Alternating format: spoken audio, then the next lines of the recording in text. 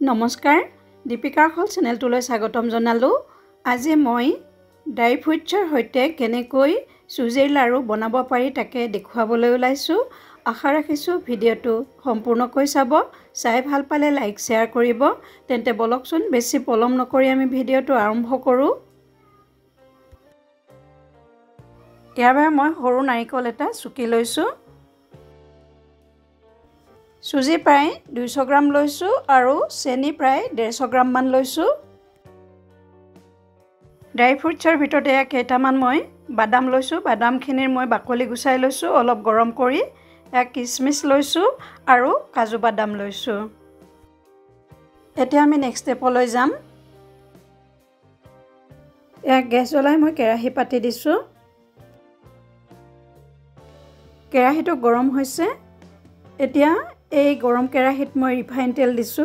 এই ৰিফাইন তেলখিনিতে মই dry ফ্ৰুটছখিনি 30 second মানৰ কাৰণে ভাজি লম। মন কৰিব ড্ৰাই ফ্ৰুটছখিনি ভাজা সময়ত গেছৰ ফ্লেমটো একেবাৰে লো ৰাখিব। ৰিফাইন তেলৰ সলনি আপোনালোকে ঘিউটো ভাজিব পাৰে ড্ৰাই ফ্ৰুটছখিনি। ইয়াত দেখিছেনে কিচমিচখিনি ধুনীয়াকৈ ফুলি উঠিছে। বৰ বেছি ভাজিলে আপোনালোকে 1 মিনিট সময় ভাজিব পাৰে, তাতকৈ বেছি নেভাজিব। 30 সেকেন্ডৰ পৰা 1 মিনিট সময় ভাজিলেই বাদামখিনি মচমচীয়া হ'ব আৰু যেতিয়া আমি লাড়ুটো খাম তেতিয়া খাবলৈ খুবেই টেষ্টি হয়। ড্ৰাই ফ্ৰুটছখিনি মোৰ ভাজি হৈ গ'ল। এতিয়া মই এইখিনি কাঢ়ি থম। মোক দৰজাখন কোনোবাই খুলি দিবলৈ কওঁতে খুলিবলৈ গ'লো, অকমান বেছিকৈ জ্বলি গ'ল। এতিয়া একেটা কেৰাহীতে মই চুজিখিনি ভাজি ল'ম। চুজিখিনি 4 বা 5 মিনিট সময় ভালকৈ ভাজি ল'ব লাগে। একেবাৰে ৰঙচুৱা কৰি ল'ব নালাগে বাৰু। চুজিখিনি এনেকুৱা এটা জোখত ভাজিব লাগে যাতে একেবাৰে কমকেও ভাজা নাযায় আৰু বহুত বেছিকেও ভাজা নাযায়। তেতিয়াহ'লে লাড়ুটো বান্ধিবলৈ খুব সুন্দৰ হয়। এতিয়া গেছৰ ফ্লেমটো মই কমাই দি ভাজি আছো। চুজিখিনি প্ৰায় মই 4 পৰা 5 মিনিট সময় ভালকৈ ভাজি ল'লো। ধুনীয়াকৈ ভাজা হৈ গৈছে। এতিয়া মই চুজিখিনি অন্য এখন বাচনত কাঢ়ি থৈ দিম।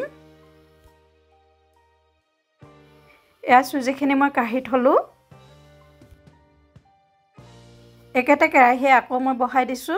এতিয়া তাত মই নাৰিকল আৰু চেনিখিনি ধুনীয়াকৈ ভাজি ল'ম।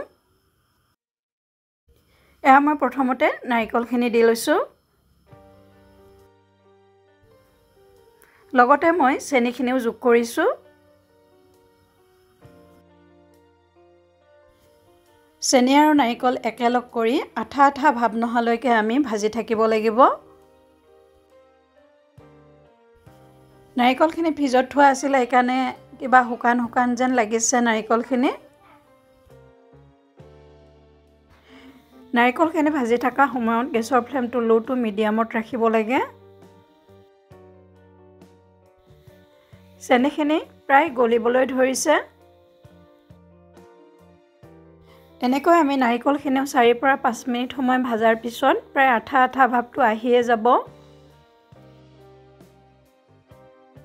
নাৰিকলখিনি দেখি অনুমান কৰিব পাৰিছে চাগে নাৰিকলখিনি প্ৰায় ভাজা হৈছে। মই তথাপি এবাৰ হাতেৰে চুই চাম আঠা আঠা ভাবটো আহিছে নে নাই। মই চুই চাইছো আঠা আঠা ভাবটো আহিছে। এতিয়া আমি চুজি যোগ কৰিব লাগিব। আকৌ এবাৰ মই চাই লৈছো। ধুনীয়াকৈ আঠা আঠা হৈছে। এতিয়া ভাজি থোৱা চুজিখিনি মই অলপ অলপকৈ যোগ কৰি যাম।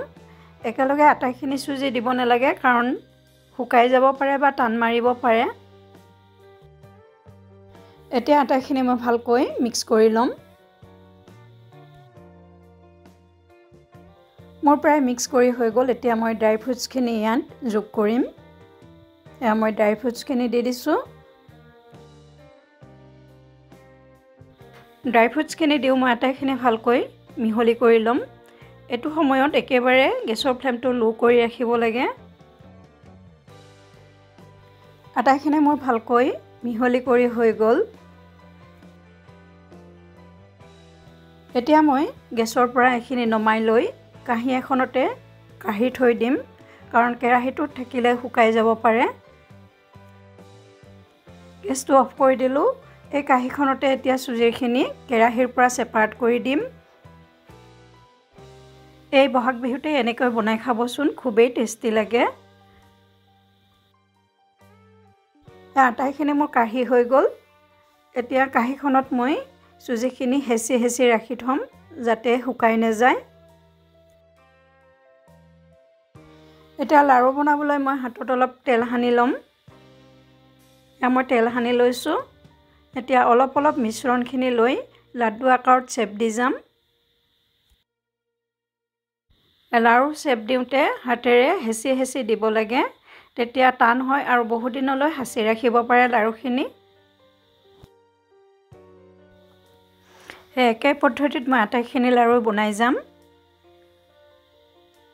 এয়া দেখিছেনে কিমান সুন্দৰ লাৰু হৈছে আপোনালোকক মই আটাইখিনি লাৰু বনোৱা নেদেখুৱাওঁ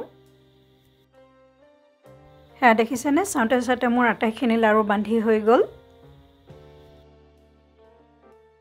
মই লাৰু এটা হেঁচি দেখুৱাই দিছোঁ খুব ধুনীয়া টান হৈছে ইয়াৰ লাৰু আমি বহুত দিনলৈ সাঁচি ৰাখিব পাৰিম